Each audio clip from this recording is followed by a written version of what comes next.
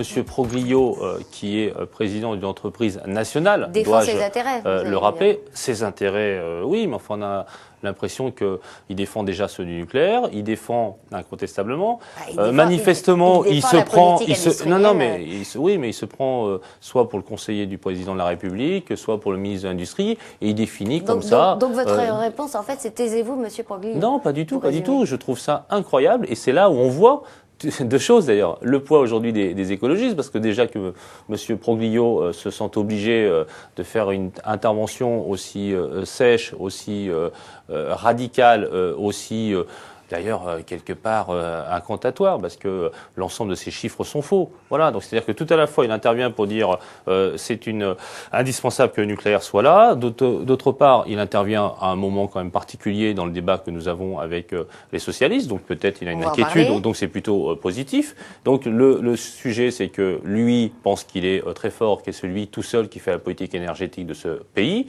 D'autre part il est, je pense, inquiet du poids croissant des écologistes et surtout de la parole que nous avons sur la question de la sortie du nucléaire. Et le troisième élément qui est encore faux, c'est sur Flamanville.